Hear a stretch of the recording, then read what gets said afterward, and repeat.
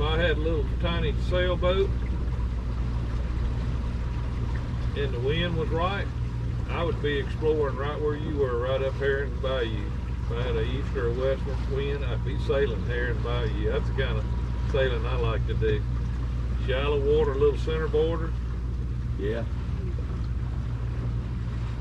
How far? And you went all the way to the north end? All the way as far as I could go. And how far did that go? It goes from that boat launch. It probably goes, I'm going to say half a mile, maybe, something like that. Not quite to Highway 90. Oh no, no, no! It don't go near that. No, that's a long way. Yeah. And there's some trees down now blocking. Yeah. It gets up into the what I call the savannah. Oh yeah. The piney woods. I go sometimes shooting out there at the range, and that's all. It's beautiful looking south out of there, out of that pine savannah. Oh, it's gorgeous. Beautiful. But just sun steering. I'll drive to the end where the boat launch. But boy, you talking duck season? You can't get find a place. There's so many duck hunters come in there and launch your boat. Oh really? A lot of them come from Grand Bay, that area. Well, you know, when you go down that bayou, and I went and looked at it last night on Google. When you go down that bayou, you're actually going into Alabama at one point. Yeah, down towards the southern end of it. I tell you what I did discover on Google Maps one night, laying there in the bed, that at one time, I don't know how long ago, at one time there was a bayou that came off of the Escatawba River right there in and around Shingle Mill Landing. About your son Steven. And that was Compass Bayou. Yes. If you look at Compass Bayou on the map, I have. I've you'll looked at see it on Google doing Earth. like this and this and this. Well, the natural part of it, and you can look over in there and see all these old dead cypress trees and all. It crossed Highway 90, before Highway 90, right there at the Oaks, where the hot dog place is. Yeah. And then it curved back to the west, and you can, if you're riding down Highway 90 in the wintertime when the foliage the leaves are falling, and you look over there to the left before you get to the Oaks, you can still see an area that still holds water. Yeah, I see it. I know where you're talking about. It's not river water, but at one time that river came, and that's what was so perfect about Point of Shane Bay for oysters, was it had the fresh water from the Escatawba River and the salt water, and they had the Grand Ventura Islands that kind of protected it, and they said the oysters over there were just some of the finest. Well, I wonder why it silted in or it closed off. Did man do that? No, man did it. You've got Highway 90, culverts. Yeah, right. But the main thing was all that development up there, those houses all up there by Shingle Mill Landing. They hauled dirt in and built all those houses. And the thing disappeared. But you can tell on Google Maps the color of the foliage or whatever. It's like a dark gray. Yeah, I've looked at it. You're right. Well, once you get past the Oaks, and you can see that it definitely turns back to the west where that spot is. You can see from Highway 90.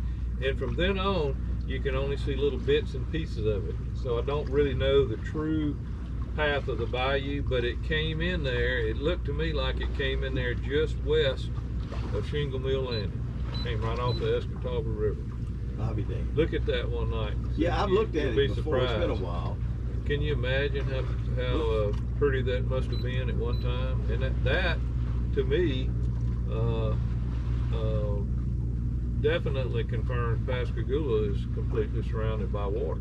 Yeah, no doubt. If you count the bridge out there by the alligator farm, that's the fourth body of water that surrounds Pascagoula. That's right there. Truly an island. When I was a kid, my mother used to love to fish, and she and I think my sister would go with us when we were just little kids, and my aunt, and it seemed like her little girl. Anyway, we go out there and fish. I caught my first fish out there. Right there on that bridge? Just south of that bridge, just south of it. Where you would, you'd park on 90 and walk down in there? Yeah. Yeah. I know where you're talking about. Yes, ma'am. Yeah, we had a lot of good sailing, good racing. Man, I mean, it was heavy duty. And it's I just probably went out my boat 4 times a week. You know, Yeah. we'd go Wednesday night series. We'd go sailing on during the week, and after I got off work, Pam would have a bunch of food cooked. We'd eat dinner on the beach run. You know. I've got some. You'll reminisce, man. It's so much fun. As a matter of fact, I showed Rick in that big album I have. There's several of those in there that I had written to him. The Lake Yazoo News. Yeah, you wrote several letters. Yeah, I wouldn't mind starting it back up again, but there's not that many folks. Well, it's sad, Dick. It's just like not just around here, but all up and down the coast. The sailing's not what it used to be. Yeah, it's really died. Really died.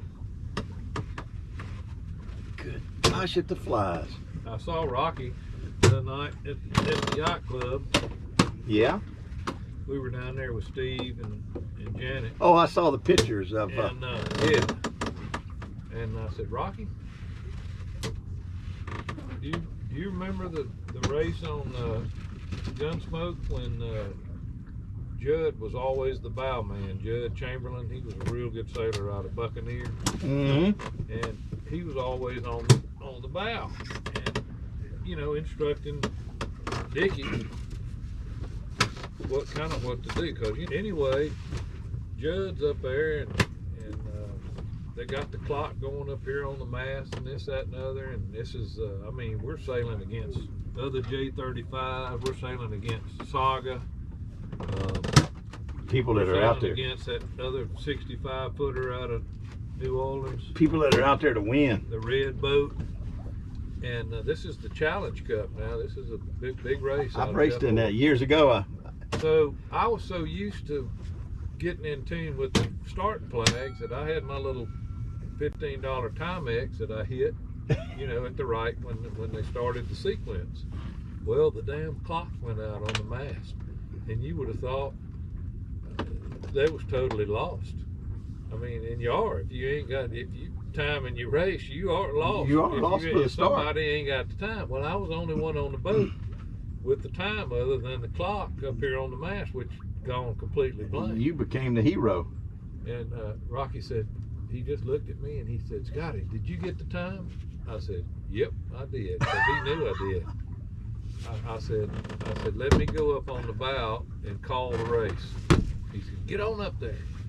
So I'm up on the bow, and Dickie's back here. I don't know if Ben's was in the cockpit with him, but we maybe did a couple of turns, and then we were probably, I'm guessing, probably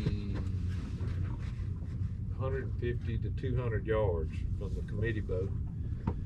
And I looked at him and I said, Dickie, head towards the back of the committee boat now. I said, the race has started right now. And they looked at me like, what?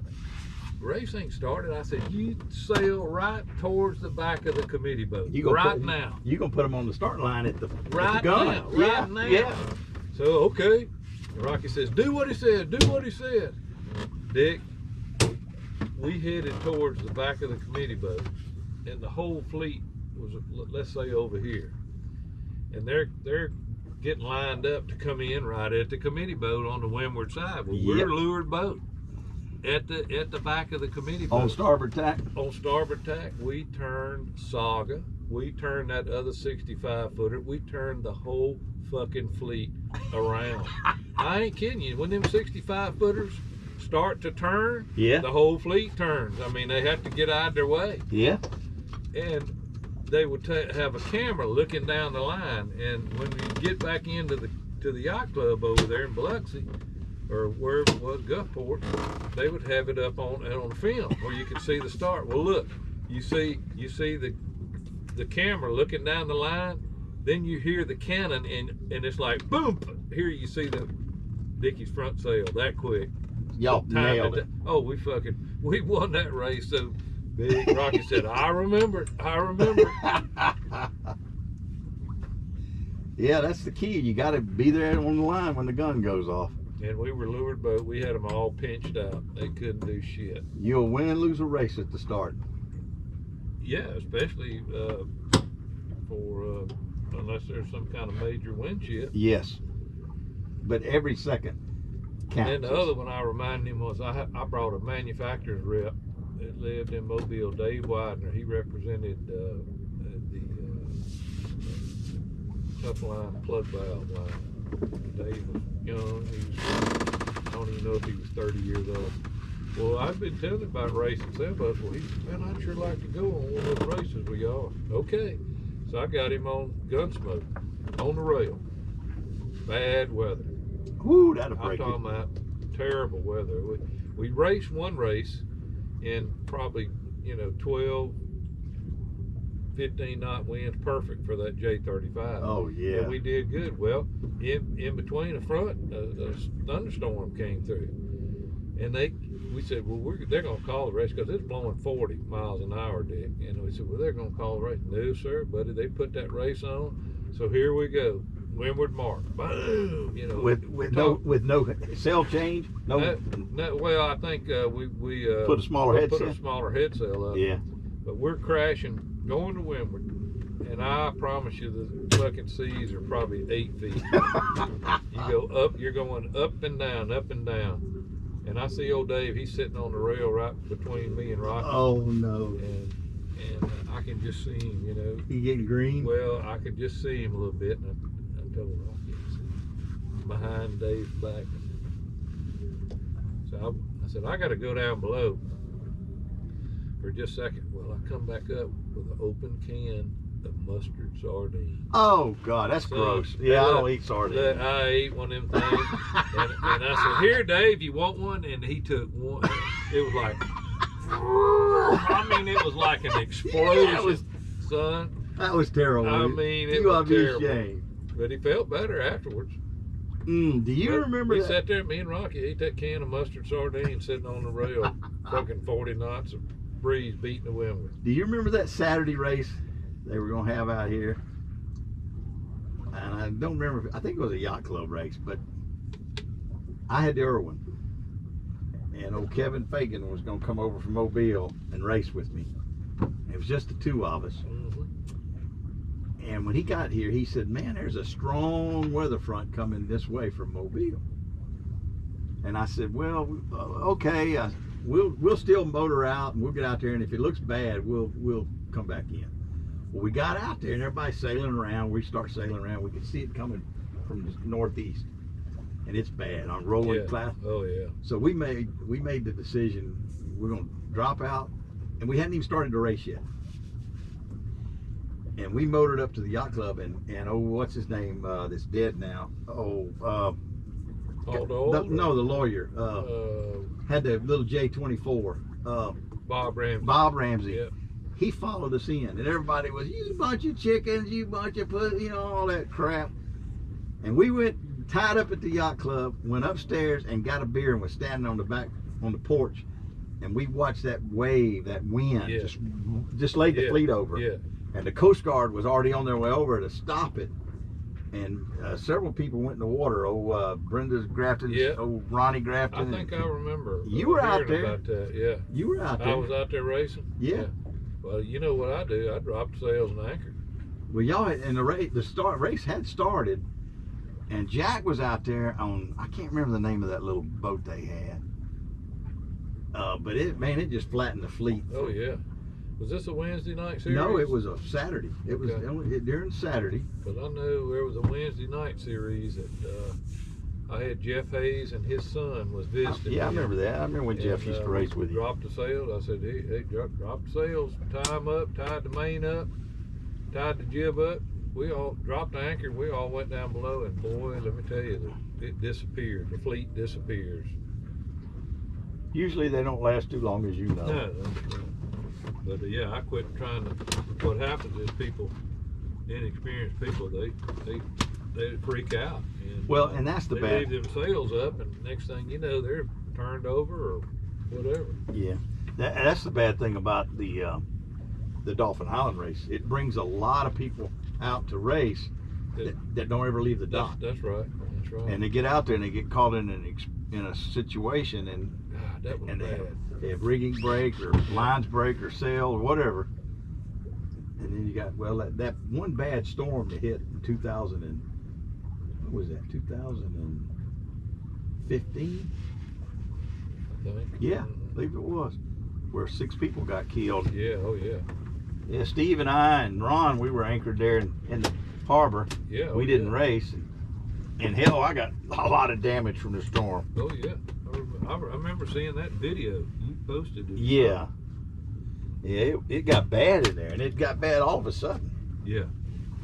I never. Wasn't Eddie Triggs and somebody was on a power boat, wasn't it? Well, we had two power boats tied to us. One of them was Ronnie Fishburne and his wife, and then Steve's son Chad. They were rafted up to Steve on the outside, and we had all that weight hanging on us. And those 3 anchors and that silt over there just couldn't hold them. Right. And we started dragging back to the shallows. Yeah. And we had all the engines full steam ahead. That's a powerful storm when y'all got all union. And we were losing ground, yeah. And I thought Ron, his tartan was going to go against the bulkhead. But what happened was, when we started dragging back, we went by one of the piers, and Steve's anchor chain somehow wrapped that piling, and that's what saved us. I'll be there. And how it wrapped it, because that piling was real high. Now the waves were bad, but how that chain got up over that piling and That's wrapped, unbelievable. it's just, yeah. I kept hollering at him, and he said, "We're okay. We've stopped."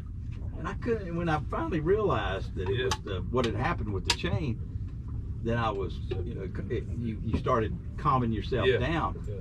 But I don't know how it happened, but it tore this boat up a lot. Man. What channel marker is that over there? ICW marker. Is that number? Just cure all your problems. Is that number 5? Shit if I know. You remember that time we were out here racing? You were ahead of me in the kitty wake, and I had Steve Soche with me, and I forget what the mark was, but we were all heading for what we thought was the mark, following you. And Steve got the chart out that I had on board and started looking. He said, "Man, we're going the wrong mark. That's not right." And we tacked and turned around. Yeah. And that's how I think it was over here at the channel. That's how we beat you. Yeah. That time. I think it's one of the channel markers. I thought it was over here somewhere, but I think it was it was hilarious. Main channel. Now, on this boat, right after I got it, we were doing a round and round. It was Jim Ragsdale and I. And we come around number 2 over here at Round Island, and Billy, staggered starts. Well, Billy caught up with us, and he passed me on that windward leg, because it was hard on windward leg, and I just couldn't point like he could. You talking about Coquette? Coquette. Oh hell no. And Coquette. but when they got, we made the mark, whichever one it was up here, and it was a reach down to the ship channel. And I caught up with him. Ooh, and I was right behind him. He said he couldn't believe it. When we rounded that mark, he turned around and looked, and there I was. He couldn't believe it. So, those were good fun times. Oh, yeah. Days like today, this is what I like to bring people out who've never been. Oh, yeah, it's perfect. Light air, not All going to get pilots scared. doing everything. That's Yeah. right. See a little wildlife. That was neat, that crane. Just, I could see him coming in from the right, and he was eyeing the boat. I said, well, hell, he may just land up there on the deck. And damn if he didn't. You reminded me, one time me and Ron Dudek and Ron Marshall were anchored there behind Pirates Cove. It was on a Sunday morning. We're sitting in the cockpit of Ron's boat on that tartan, and this heron lands on his dinghy. Oh no, he landed on the boat, and Ron shoot him off. He didn't want any of the things shit everywhere, but he took off and he landed on Ron's dinghy with those big claws. Ron might have had a heart attack. And he got him, he shoot him away. Should have taken him a big old shit right there on his. Yep, they will. Oh, I've seen them where they leave it. It's like a stream, man, coming out their ass. Yeah, like a little blast from the past there, a little jet propulsion. I was out here sailing one time, saw a kayaker. And he had stopped. He was headed to Horn, and he let a tugboat go by, and I sailed over by him, and I asked him if he was all right, and he said, "Yeah, I'm fine. I'm headed to Horn." I said, "Okay."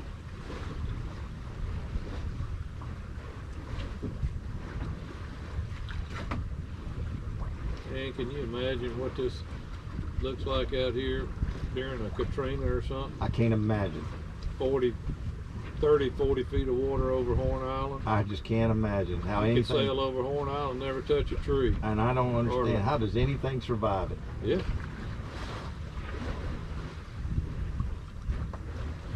That's just amazing.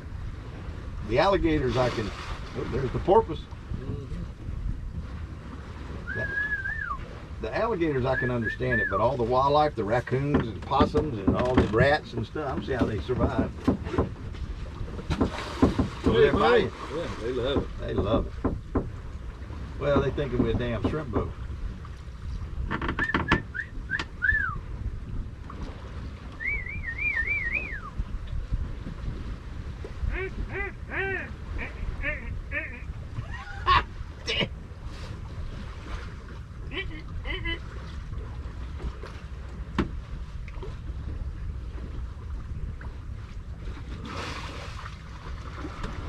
And people come and see those things, don't get to see them. Yeah. They just go berserk.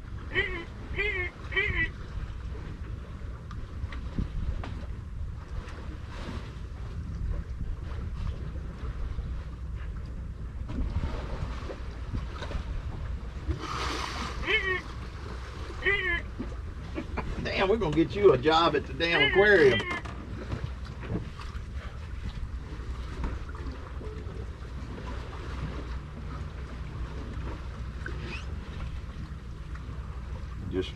I think we're okay on the shoals and Round Island.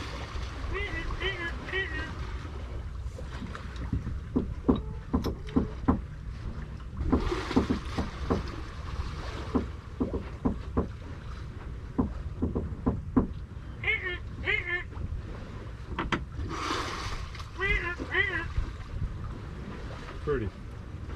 Oh, I love them. I love to see them.